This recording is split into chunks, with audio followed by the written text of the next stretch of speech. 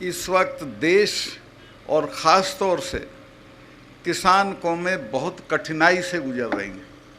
अगर दिल्ली में बैठे हुए लोगों का बस चला तो वो सबसे पहले तो खेती को ख़त्म कर देगी, ताकि आप खेती छोड़ के शहरों में भाग लो मजदूरी के लिए, और उसके बाद फौज को ख़त्म कर देगी। एक तरह से किसान कौमों को बर्बाद करने का नक्शा पास हुआ है। इस पे लड़ना पड़ेगा, और जो लोग लड़ेंगे वो बचेंगे। एक बार हमारे गांव के पास शिवाजी महाराज के गुरु थे, समर्थ गुरु रामदास, वो आ गए थे। 4-5 दिन वो रहे, उन्होंने प्रवचन दिया, और आखिरी दिन उन्होंने चौधरी लोगों से पूछा कि भाई बताओ, मैं 5 दिन से तुम्हारे बीच में बोल रहा हूँ, तुमने क्या सीखा? एक चौधरी खड़ा हो गया कि जी हमने ये सीखा कि जो कौमें रुका रोला करेंगी वो जिंदा रहेंगी, यानी जो लोग लड़ेंगे वो जिंदा रहेंगे। मैं आपसे कहने आया हूँ कि लड़ने की आदत डालिए और लड़ने का फैसला कीजिए। ये जो अभी मील साहब ने कहा कि किसान आंदोलन, धरना ख़त्म हुआ है, आंदोलन ख़त्म नहीं हुआ है, चूँकि हमारी मांगें वहीं की वहीं हैं।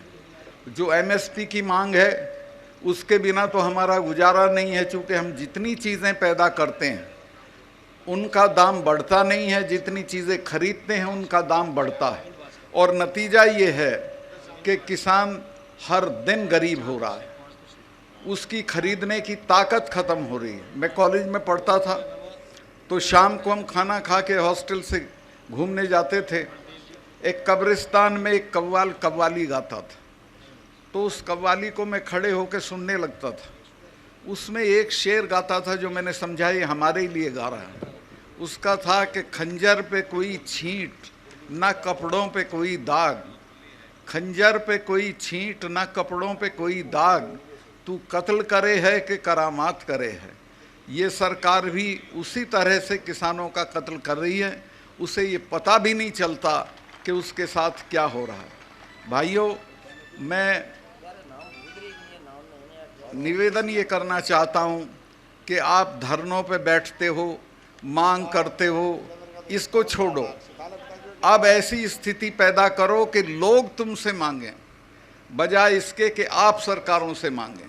और वो तब होगी जब आप दिल्ली में सरकार को बदल दोगे। और मैं आपको आश्वस्त करता हूँ, इस बार अगर आपने एकता दिखाई, जात पात को छोड़ के इकट्ठा रहे, तो दिल्ली में इनको कोई बचा नहीं सकता है। मैंने सारी पार्टियों के लोगों से बात की है, सब इस बात पे राजी हो गए हैं, एक उम्मीदवार के मुकाबले एक उम्मीदवार खड़ा करेंगे। अगर ऐसा हो गया तो ये दिल्ली में बचेंगे नहीं, और अगर ये बच गए तो एक बात समझ लो, फिर आप नहीं बचेंगे। ये आखिरी मौका है हम लोगों के लिए कि हम अपने पेशे को, अपनी ज़मीनों को, अपने बच्चों को बचाएं। मैं बहुत लंबा भाषण नहीं देना चाहता, सिर्फ इतना कहना चाहता हूं कि देश बहुत गलत आदमी के हाथ में है। जब ये अभी मैं बोला था 4-6 दिन पहले, बड़ा शोर हो गया देश में, इन्होंने बड़ा तमाम तरह के लोग वो पालतू जो हैं वो लहका दिए मेरे ऊपर। मैंने ये बताया था, जो सच था उसी वक्त बताया था जब मैं ये था गवर्नर था, कि जो वहाँ पुलवामा में जो अटैक हुआ हमारे सिपाहियों पे, 40 लड़के मरे हमारे जवान, वो नहीं मरते अगर ये उनको 2 हवाई जहाज़ दे देते, 5 हवाई जहाज़। वो लड़के अगर मेरे से मांग लेती सीआरपी तो मैं 5 हवाई जहाज़ दे देता, लेकिन गृह मंत्रालय ने वो उनको हवाई जहाज़ नहीं दिए और वो सड़क के रास्ते चल दिए। उस सड़क के रास्ते में मैं गया जिस दिन ये दुर्घटना हुई, उसके बाद उसमें 10 किलोमीटर के एरिए में करीब 10 जगह सड़क आके मिलती है। उस पे एक जिप्सी नहीं खड़ी थी किसी को रोकने के लिए, कोई भी आ सकता था। तो वो आया, भरी हुई गाड़ी थी विस्फोटक की, और एक गाड़ी में मार दी और हमारे 40 जवान शहीद हो गए। ये कहीं अपनी शूटिंग करा रहे थे उसमें नेशनल कॉर्बेट पार्क में, यूपी में है वो। तो वहाँ टेलीफोन की सुविधा नहीं होती है, तो इन्होंने बाहर आके मुझे एक ढाबे से फ़ोन किया और पूछा कि सतपाल भाई क्या हुआ। मैंने इनको बताया कि साहब ऐसे ऐसे हो गया, इतना हमारा नुकसान हो गया है और ये हमारी गलती की वजह से हुआ है, अगर हम जहाज़ दे देते तो ये हमारे बच्चे नहीं मरते। तो इन्होंने मुझे कहा कि नहीं अभी इस पे चुप रहो, इस पे अभी चुप रहो। जो नेशनल सिक्योरिटी एडवाइज़र है, जिसका नाम आपने सुना होगा, अजीत डोभाल, वो मेरा क्लास फेलो रहा, कानून की क्लास में हम साथ पढ़ते थे। उसका मुझे फ़ोन आया फ़ौरन कि प्राइम मिनिस्टर ये कह रहे हैं आप बोलें नहीं कुछ, चूँकि मैं बोल दिया था, मैं 2-3 चैनल को ये बता चुका था कि हमारी गलती से ये हुआ है, कि वो ये कह रहे हैं कि इस पे तुम चुप रहो। मैं समझ गया था कि अब इसका ये पूरा राजनीतिकरण अपने चुनाव के लिए करेंगे, जो मर गए वो भाड़ में जाए, इनको कोई मतलब नहीं है। और आज तक उस पूरे मामले की कोई जांच नहीं हुई है, कोई उसका नतीजा नहीं आया है। अब आप अंदाज़ा लगा सकते हो कि कितने ख़तरनाक लोग देश चला रहे हैं, जिनको अपने सिपाहियों की जान से हमदर्दी नहीं है, जिनको अपने देश से हमदर्दी नहीं है, और बात लंबी चौड़ी करते हैं, मन की बात करते हैं, कभी तन की बात करते हैं। तो मैं आपसे ये कहना चाहता हूँ कि बहुत हो गया, अब संभल जाओ, और अब नहीं संभलोगे तो हमारी तो अब उम्र लंबी हो गई, चले जाएंगे, लेकिन आपकी पीढ़ियां याद करेंगी कि कभी आपने गलती की थी और एक ऐसी सरकार को बने रहने दिया था जिसने आपका सब बर्बाद कर दिया, खेती भी, फौज भी, नौकरियां भी। तो मैं आपसे, और मैं आऊँगा, इलेक्शन में भी आऊँगा, जो भी आपका आदमी लड़ेगा उसके लिए। मैं तो, मेरे पैर में बहुत तकलीफ़ है, लेकिन फिर भी मैं घूम रहा हूँ, महीने में कम से कम 10 पब्लिक मीटिंग करता हूँ, सब जगह जा रहा हूँ, सबसे बात कर रहा हूँ, और मुझे ये कामयाबी मिली है कि सब इसके लिए राज़ी हो गए हैं कि एक उम्मीदवार के मुकाबले एक उम्मीदवार खड़ा करेंगे। और अगर ये हो गया तो मैं आपको आश्वस्त कर दूं कि ये बचेंगे नहीं, इनकी शक्ल नहीं पहचानी जाएगी। ये जो आज इनका घमंड है, ये सारा चूर चूर हो जाएगा। सब सहमत हो गए हैं, सारी पार्टियां सहमत हो गई। मैं बहुत लंबा भाषण कर दिया, भाई इतना ही कहना चाहता हूं कि ये मौके रोज़ नहीं मिलते हैं। ये मौका भी फिर तो 5 साल को बाद जाएगी, और 5 साल में तो ये इतनी बर्बादी कर देगा कि आप अंदाज भी नहीं कर सकते हो। 5 साल में तो पता नहीं क्या क्या हो जाएगा। तो मैं काफ़ी आपका समय लिया, अभी मैं इतना ही हाँ हाँ हाँ हाँ हाँ असली चीज़ तो मैं बोल ही नहीं रहा था अभी, वो थी यहाँ के शहीदों की कुर्बानी।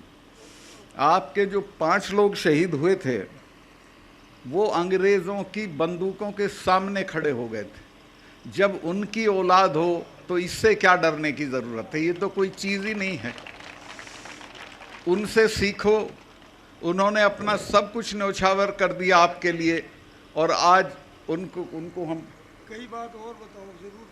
अच्छा, तो इसमें शंभू सिंह जी भूखर थे, तुलसाराम जी भूखर थे, टीकूराम जी, सिंह लगा दो अब इनके आगे, राम नहीं थे। चेता जी भूखर थे, आशाराम जी पिलानिया थे, चौधरी छोटू राम ने सीकर में एक महायज्ञ किया था। उसके बाद लोगों में चेतना आई थी, लोग खड़े हो गए थे, अपने नाम के सामने सिंह लिखने लगे थे, लेकिन सामंती ताकतों को वो गवारा नहीं था। इन 5 ने वो नाम भी लिखा, और लगान के मामले में ये संगीनों के सामने खड़े हो गए, मारे गए।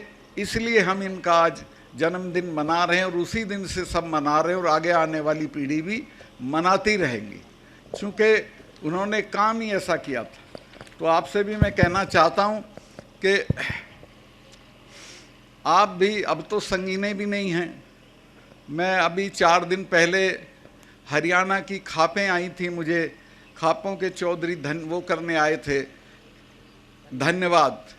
उनको कहीं से सुन गया था कि CBI ने मुझे बुलाया है, तो मैंने उन्हें समझाया कि मुझे नहीं बुलाया, CBI मेरे यहाँ आ रही है बात करने, और वो मेरी जांच नहीं कर रही है, बल्कि जो मैंने बताया था कि कहीं 150 करोड़ रुपए की रिश्वत ली जा रही थी, उसकी जांच करने आ रही है, उस सिलसिले में मुझसे बात करेगी। तो उन लोगों को ये पता चल गया, तो वो आए। मेरा घर 2 कमरे का है, वो भी किराए का। तो मैंने उनको एक पार्क में उनका खाना बनवाना शुरू कर दिया। तो प्रधानमंत्री के यहाँ से आदेश हुआ और पुलिस आ गई, और पुलिस ने कहा कि साहब यहाँ खाना नहीं बनेगा, ये पब्लिक प्लेस है, डीडीए की ज़मीन है।